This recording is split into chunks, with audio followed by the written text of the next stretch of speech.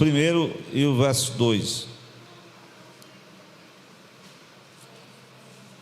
É bem conhecido, né? Os irmãos devem conhecer esse versículo, talvez até de cor.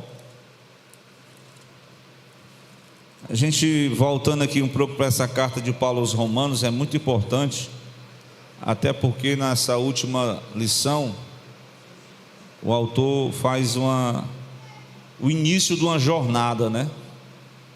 E essa jornada, o irmão até leu hoje sobre o novo nascimento.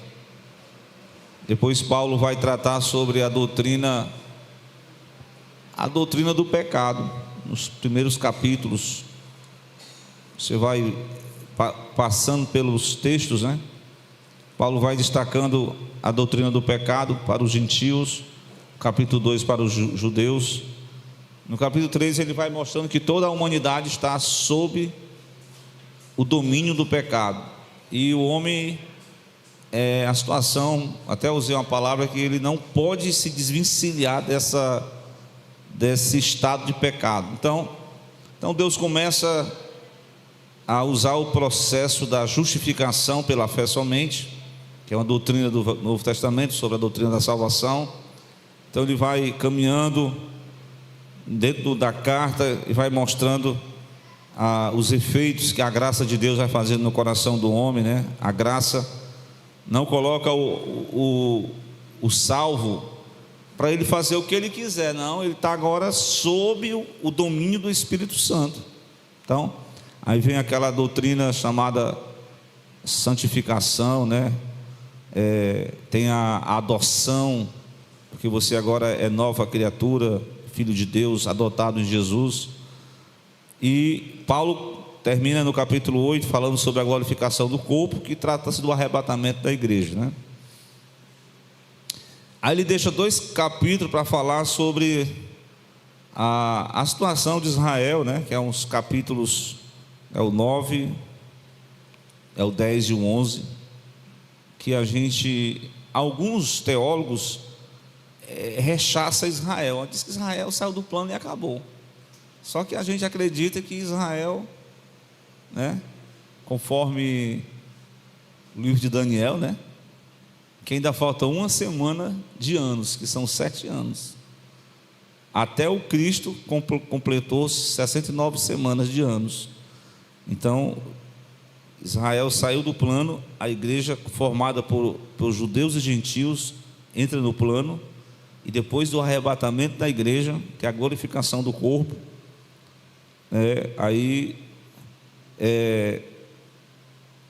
eu acredito que Israel vai entrar no plano, né?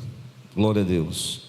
Mas o capítulo 12, esses 2 versículos, ele vai tratar sobre a parte prática do Evangelho, né?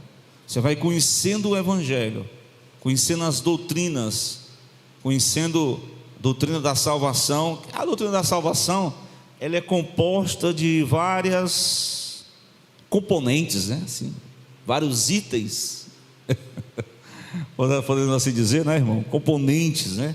Justificação, a glorificação, arrebatamento e por aí em diante.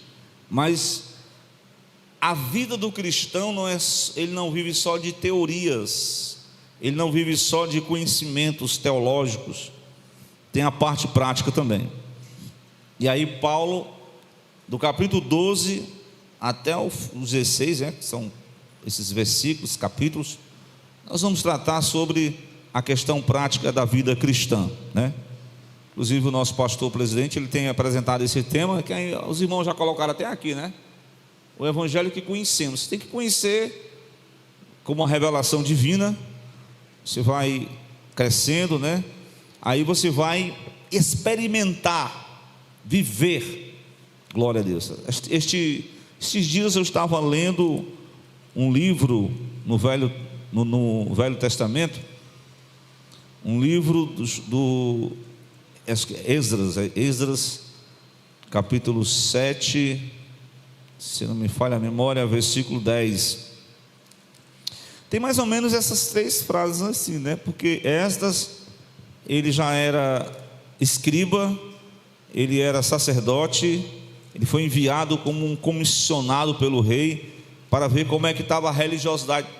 Assim, se o povo estava colocando em prática realmente, depois que o templo foi edificado, no capítulo 6, Esdras capítulo 7, ele é enviado por Artaxerxes para ver como é que estava a situação do povo. Então eu achei interessante essa mensagem, sempre quando eu vou ler ela de novo, né?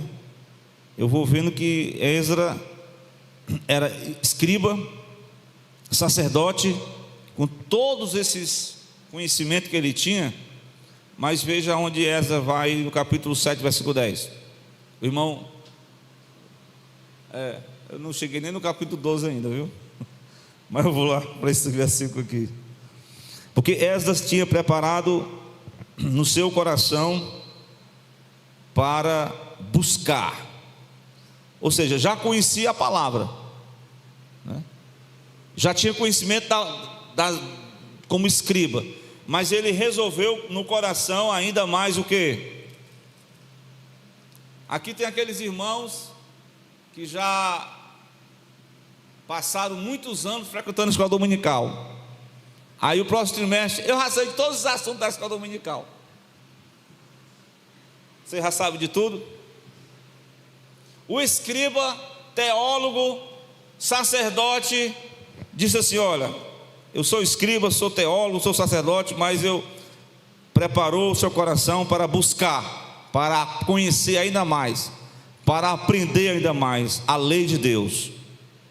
E esse é um propósito muito importante. Segundo lugar, para cumprir aqui é a prática. E depois, qual é o outro propósito? Ensinar os estatutos, as leis e os juízos. Buscar o conhecimento, viver essa palavra e transmitir a mesma. Glória a Deus. Foi esse o tríplice propósito de Esdras. E Paulo também vai nessa mesma linha de pensamento, mostrando que nós temos que experimentar não somente a doutrina. Mas vamos lá para o capítulo 12.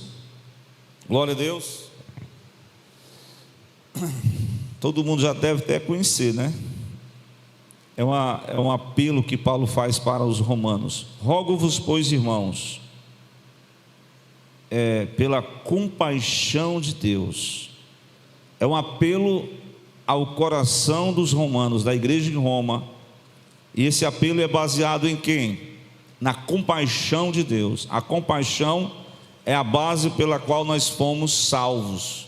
Porque se não fosse pela graça de Deus, né, nós não estaríamos aqui. Mas graças a Deus, né, como diz lá em Lamentações, o irmão até ensinou ontem aqui, né? Não sei se os irmãos estavam aqui se lembram, né? Que graça é o que? É um favor imerecido. E misericórdia é tipo assim: a pessoa merece receber juízo, mas você teve misericórdia dele, como Deus teve misericórdia de nós, e não nos julgou segundo os nossos méritos. Mas na verdade, alguém pagou isso, né? Que foi o próprio Jesus, né? Então, é pela compaixão de Deus. Como é que nós devamos servir a Deus? Pela graça de Deus, pela compaixão de Deus. Então ele diz: eu apelo para os irmãos da igreja, que pela compaixão de Deus. Aí ele vai colocar uma questão muito importante, que nós costumamos chamar isso de consagração. Apelo pela compaixão de Deus, que apresenteis o quê? O vosso corpo em sacrifício vivo. Glória a Deus. Isso tem que ser uma constante em cada um de nós. Apresentar o nosso corpo como sacrifício vivo. Glória a Deus. Os gentios, de forma geral, os mundanos, né? Eles têm apresentado os seus corpos como instrumentos para o pecado. E a Bíblia está dizendo para nós que nós temos que apresentar os nossos corpos como sacrifício vivo. Glória a Deus. Então, não é que Deus vai retornar a prática do sacrifício. Não, o sacrifício já foi feito, né? O sacrifício de Jesus, os sacrifícios dos animais representou o sacrifício de Jesus. O sacrifício de Jesus já foi efetuado. Mas como servos de Deus, diariamente precisamos apresentar o nosso corpo como sacrifício vivo. Glória a Deus. Irmão, servir a Deus é um sacrifício, não é não? Que você tem que sacrificar algumas coisas no altar de Deus. Sacrificar as nossas paixões, sacrificar os nossos desejos, sacrificar a nossa comodidade, sacrificar aquilo que mais nos prende e deixar que Jesus faça cumprir em nós a consagração e nós servir a Deus com um espírito realmente de contrição, como sacrifício vivo perante Ele. Aí ele diz mais: em sacrifício vivo, santo e agradável a Deus. É isso que Deus requer de cada um de nós. É um sacrifício de adoração, né? Um sacrifício de louvor. Um sacrifício é um momento que você ali se sacrifica ao Senhor. O momento pode ser um jejum, pode ser um momento de leitura, pode ser um momento de reflexão, momento de oração. Você não pode usar as 24 horas do seu dia somente para algo que possa favorecer a você mesmo. Você tem que agradar a Deus, você tem que servir ao Senhor. E é isso que importa no Evangelho de Jesus, é sacrificar nosso corpo como um sacrifício vivo, santo e agradável a Deus. Aí ele diz mais: que é o vosso culto racional. Essa palavra culto, né? Claro que o sacrifício aqui é algo espiritual. Você tem que sacrificar espiritualmente para Deus, né? A Bíblia diz lá em 1 Coríntios, não sei se vocês lembram, quando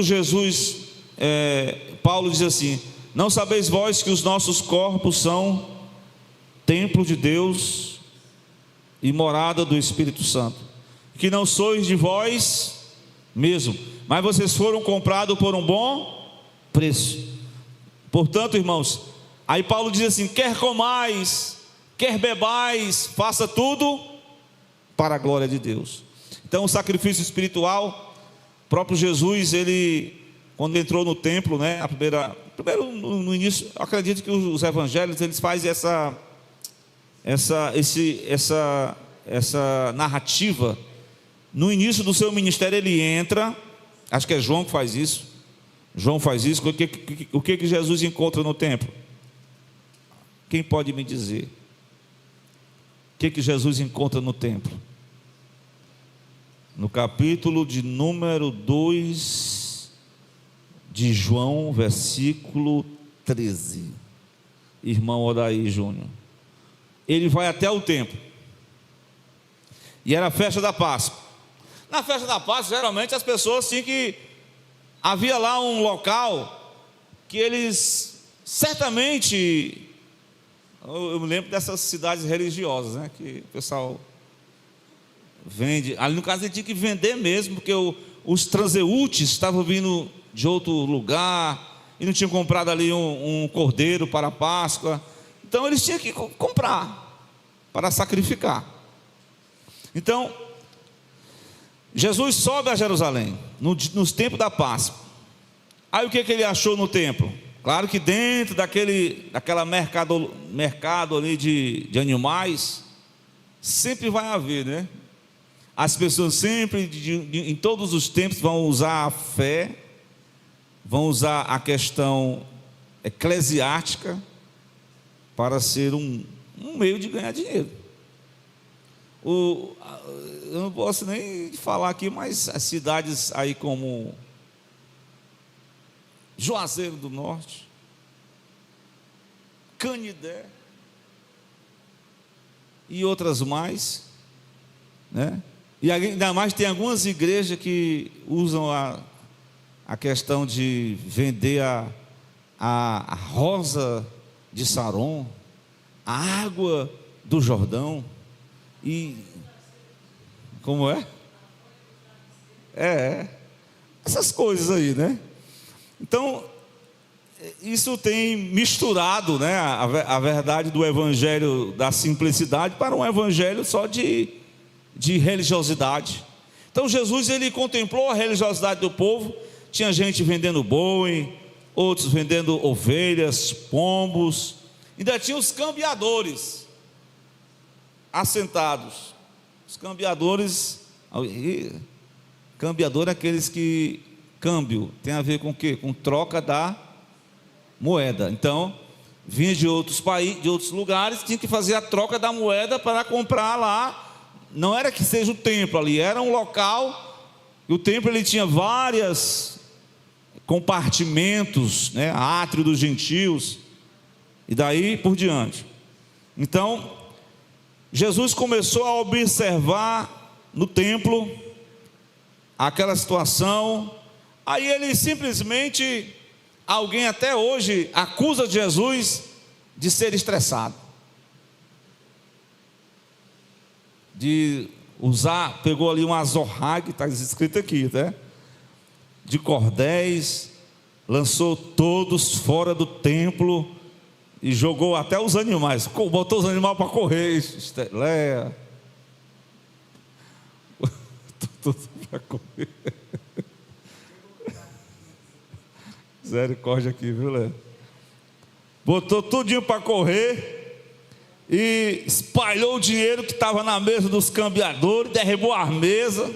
Meu irmão, foi um espatifado aqui de coisa no chão. Isso tudo que foi Jesus, viu, irmão? Aí ele afirmou a seguinte expressão para os que vendiam pombos: tirai daqui. Aí ele diz mais: não faça da casa de meu pai casa de vendas. Claro que aqui a gente não pode, por exemplo, o irmão ali está vendendo ali as merendas, né? Tem gente que pega esse versículo aqui, aí não compra merenda na igreja porque está negociando. Mas espera aí, irmão, Jesus estava combatendo era algo lícito, mas estava usando de corrupção. Às vezes a pessoa pegava ali um animalzinho, tipo esses pessoal que vende corra na feira, né? Não, Júnior, esse animal aqui é bem bonzinho, né?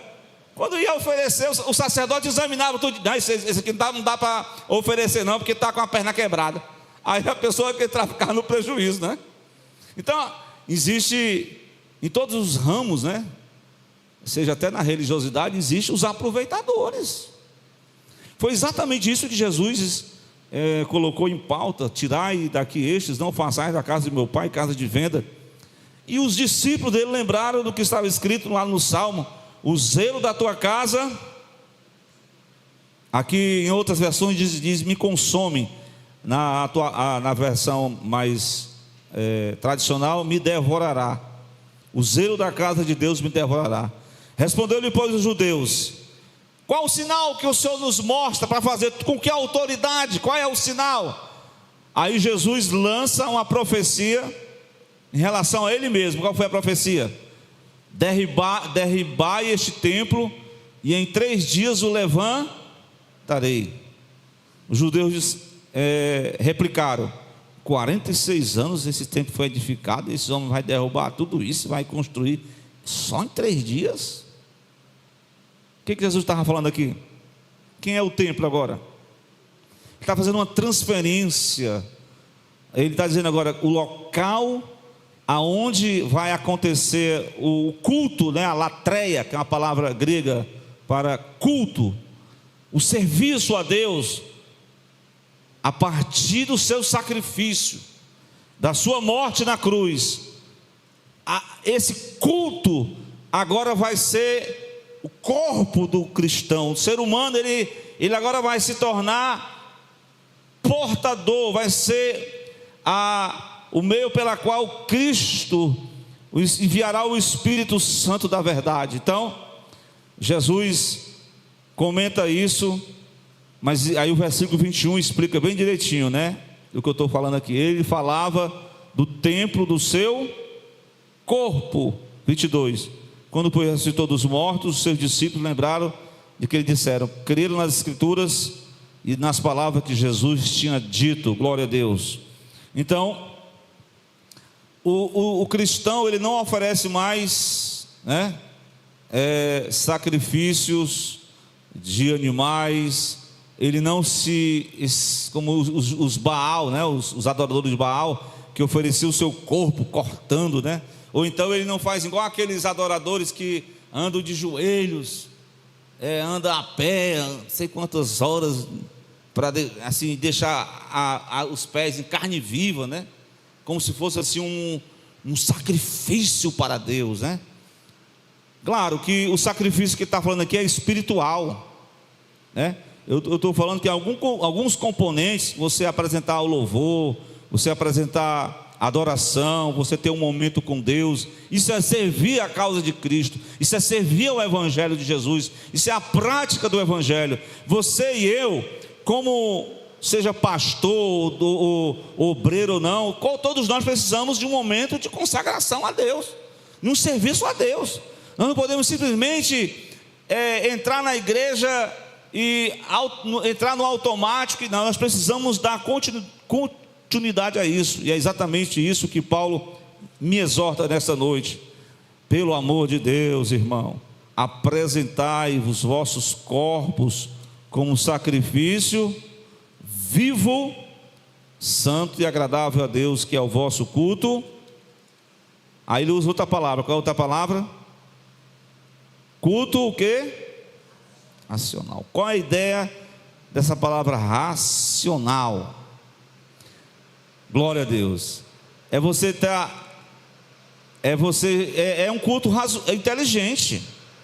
É você dispor a sua mente para que o Espírito Santo dirija, conduza a adoração a Deus. Então, isso é uma forma de você servir a Deus. É o sacrifício espiritual, é a consagração, é o culto, é culto racional. Então, se algum irmão, glória a Deus, se algum irmão entrar numa adoração, num clímax que ele perdeu, não, irmão, os profetas, os homens, os adoradores, eles têm consciência, glória a Deus. Ele não serve a Deus de qualquer forma, não. Tem que ser com consciência, o culto inteligente. É isso que Deus deseja que cada um de nós assim o façamos. Amém? Glória a Deus. O relógio ali está. Eu desde domingo passado que eu esqueci, mas eu vou ver se eu trago a pilha, viu? Eu estou vendo aqui o horário aqui. Vamos concluir, né? A segunda parte o versículo 2. Vamos lá para o versículo 2. Eu acredito que cada um de nós aqui tem que ter uma consciência de que servir a Deus exige sacrifício, exige dedicação, exige empenho. Não é algo assim que Deus pede além das nossas possibilidades, mas é algo que nós possamos oferecer a Deus. Nosso corpo, a nossa mente, o nosso coração está à disposição do Mestre. Senhor, faça-se a tua vontade. Então aqui é o começo da consagração. Aí ele continua falando dessa preparação de oferecer a Deus sacrifício, está colocando a sua mente, está adorando, está servindo a causa de Cristo. Aí o versículo 2, vem comigo para o texto. O que diz? Irmão, e não, glória a Deus. Ao passar dos anos, o crente vai se habituando com o mundo. Aqui a palavra mundo, irmãos, ela tem vários significados. Um deles, qual é o significado de mundo? Irmão, é o mundo cosmo, né? Mundo físico. Não é esse mundo que Jesus está falando, que Paulo está falando aqui, não. Ele está falando de um mundo como um sistema espiritual controlado exatamente pelo inimigo. Acho que é 2 Coríntios 4:4, se você conhecer esse texto, diz que o Deus do século, desse mundo, cegou o entendimento dos incrédulos. Então, um sistema mundano que está montado nesse mundo, e ele é interessante. Nós vamos ver isso na escola dominical, né? Os 3 inimigos do crente, né? Tem outros aí, né? Mas o inimigo espiritual é o diabo. Ele quer ele tem um sistema controlado por ele. E o cristão, ele quer que o cristão entre na carne, que fique com os pensamentos meio atravessados, né? Meio mundanizados. E aí quais são esses pensamentos? Outra vez eu acho que eu vi agora um pastorzão aí, que é conhecido da mídia, né? Que ele está agregando aquele pensamento teológico que deixou a igreja da Europa por baixo, né? Ou seja, a igreja começou a colocar dúvida, dizendo que a palavra de Deus contém, as escrituras contêm a palavra de Deus, ela não é a palavra de Deus. Então tem muita gente sendo levado por alguns ventos, eu até falei uma vez, vento de doutrina, e Paulo norteia aos cristãos pelo Espírito Santo, para que ninguém se conforme com este mundo. Glória a Deus.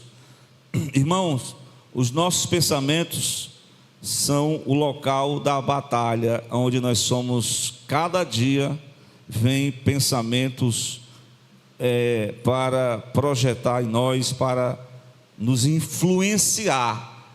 Nós somos pessoas que podem ser influenciadas. Por isso que a Bíblia fala que nós temos que ter nossa fé arraigada, fundamentada em Jesus, para que esses pensamentos mundanos, eles não venham trazer uma manobra, e a gente acaba indo, pouco a pouco a gente vai sendo, ao invés de Cristo colocar o caráter dele, nós vamos cada dia, aos poucos, deixando a frieza, o comodismo, a negligência e outros pensamentos mundanos, né? Que nós temos, que são vários, até mesmo do próprio campo da teologia, já tem gente sendo influenciada. Imagine que pessoas que nem dentro da teologia estão, então eles começam a lançar as suas ideias hereges, né? Aí nós temos aqueles pensamentos lá as pessoas estão na igreja, mas começa a ver, eu escutei isso aí lá no seminário, eu não acreditei nisso não, né? Que o camarada chega tão crente, né? Aí ele começa a descrer, começa a estudar outras linhas de pensamento, né? Outra linha de pensamento. Se isso é no campo da teologia, imagine Islã em outras áreas, né? Sociologia, e aí por diante. Então, é muito difícil você não ser influenciado por uma coisa ou por outra, principalmente por esses modismos, né? O mundo, né, que eu falei aqui, é exatamente o pensamento predominante da época, é o que está fazendo hoje, do que está pautando os discursos humanos. Esses pensamentos que estão em ação, é isso que Paulo combate aqui com veemência, porque caso contrário, nós seremos influenciados por estes pensamentos. Uma forma da gente manter esse serviço a Deus, essa consagração, ele, além de não se conformar, ele diz, mas o que? Transformai-vos pela renovação do vosso entendimento. Irmão, eu já conheço esse versículo até desde muito tempo, mas esse versículo aqui tem que ser uma verdade prática em nossas vidas. Caso contrário, a gente vai começar a se chatear com algumas coisas, a gente vai começar a achar, eu até falei na semana passada, que quando o crente perde aquela visão espiritual, ele começa a vida cristã se torna monótona. Então, a vida cristã é uma novidade de vida. Então, quando você começa a sacrificar ao Senhor, quando você começa a adorar a Deus, a cultuar o Senhor em espírito e em verdade, o culto racional, quando você começa a não deixar ser seduzido por esses pensamentos mundanos, carnais, humanistas, que querem controlar a nossa mente, aí você começa a deixar a sua mente ser renovada pela palavra de Deus. Pode ter certeza, irmãos, nós precisamos disso aqui dia após dia na nossa caminhada. Glória a Deus, porque caso contrário nós ficaremos com a mente turbada, a mente embaraçada, com a mente que não tem aquela firmeza, né? Tem uma passagem bíblica que eu achei, me lembrei, que está lá no livro, acho que é o livro de Zacarias: tu conservarás em paz, vê se alguém se lembra, tu conservarás em paz, Isaías, pois é, cuja mente está firme em ti. Quem sabe desse versículo aí de cor? Eu citei o livro, capítulo 26, eu acho que é isso aí. Tu conservarás em paz aqueles cuja mente está firmes em ti, Senhor. Tu conservarás em paz. Vamos, só para a gente ver se é isso mesmo. Glória a Deus. E 3, está aí, irmã. Tu conservarás em paz aquele cuja mente está firme em ti, porque confia em ti. É isso que Deus faz.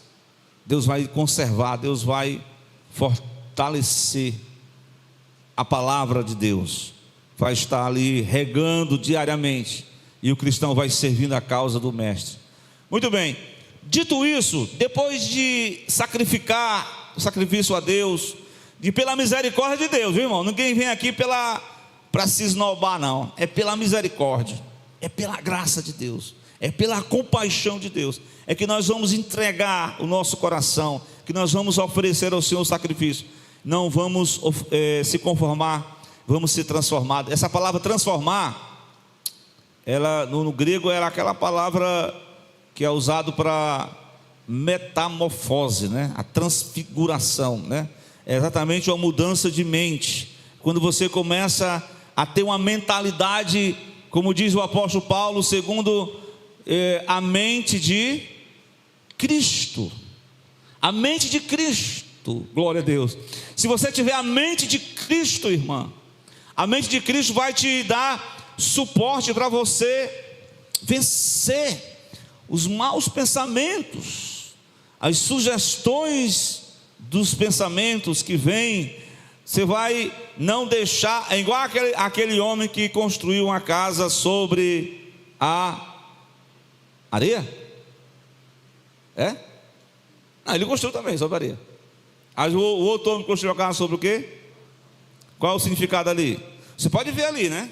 Quem está construindo a casa sobre a areia? E o que é que veio sobre ele? Rios transbordaram. Veio também sobre ele o quê? Chuva. E veio outra coisa sobre ele, sobre aquela casa. Qual foi o outro perigo que ele enfrentou? Chuva, rios transbordaram e o vento. Mas teve aquela pessoa que edificou sobre a rocha. O que aconteceu com ele? Ele escapou do vento? Escapou da chuva? Escapou ou não escapou? Escapou não. Ele passou pela chuva, ele passou pelo vento, ele passou pelo transbordar das águas, e vieram com ímpeto contra aquela casa.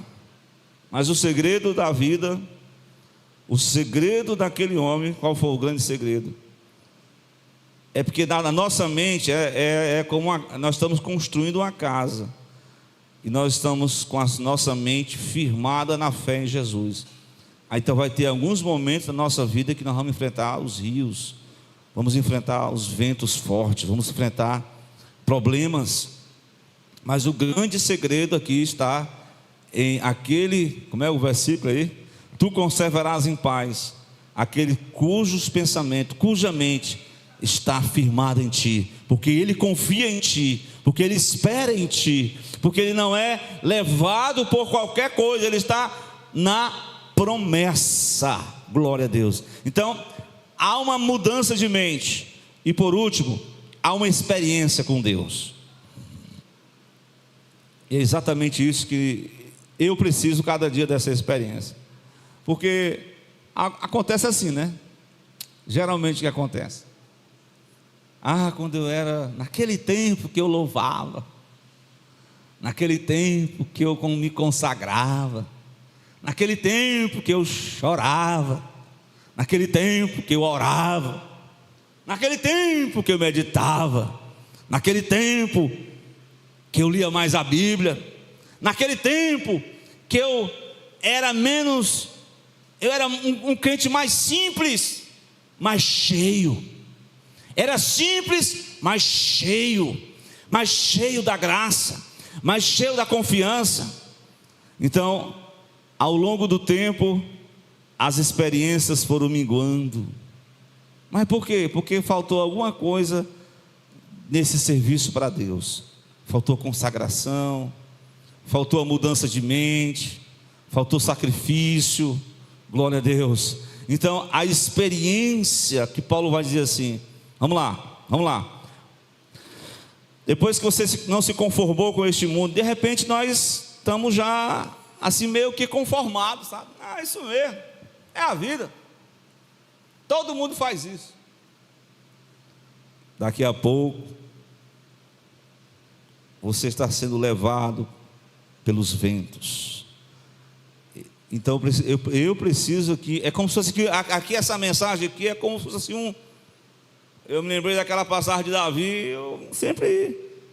Davi estava lá correndo para cima e para baixo, e vencendo e derrubando. Chegou o momento que ele passou por uma fase difícil, que ele passou, perdeu a família, né? Foram sequestrados. Aí os próprios heróis ali, os soldados valentes, pegaram as pedras para atirar em Davi. Aí Davi ali se recobrou as forças em Deus. É assim, quando você está no momento da vida que você está assim meio apático, desolado, desorientado, mas tem um momento que você tem que centrar o foco em Cristo. Glória a Deus. Então, talvez seja até uma repetição do que eu preguei na semana passada, né? Focar em Cristo, a fé em Cristo. Glória a Deus. Então é nesse momento que você vai voltar ao primeiro amor novamente. Eu tenho que voltar ao primeiro amor novamente. Eu tenho que me sinalizar, não por aquilo que está cativando o meu coração, pelos desejos carnais, mas pelo sacrifício a Deus, o sacrifício espiritual. Eu vou começar a experimentar essa metamorfose espiritual. Então aí vem os benefícios. E aí ele vem: para que experimenteis qual seja a boa, agradável e perfeita vontade de Deus. Então essa experiência aqui é algo que eu e você, nós servos de Deus, cada dia precisamos esperar em Jesus, até que Jesus volte. Até a volta de Cristo, a igreja precisa estar voltando a essas bases espirituais de uma vida segundo o propósito e a vontade de Deus. Todos nós temos um propósito de Deus a cumprir aqui na terra, tá certo? Então, talvez não seja aquele propósito de coisa assim estrondosa, mas é coisa simples que Deus vai usar você para a boa obra dele, para a glória de Deus. Amém? Eu vou concluir aqui, convidando aqui a igreja para louvar a Deus. Eu quero convidar o nosso irmão em Cristo, Islam, para ele fazer um louvor aqui com toda a igreja, e depois nós vamos fazer uma oração final. Se algum irmão sentir de Deus, de trazer um copo com água, será bem recompensado por Jesus. Vamos lá, irmão Islam, você é o nosso cantor aqui agora. E vamos depois orar pelos enfermos.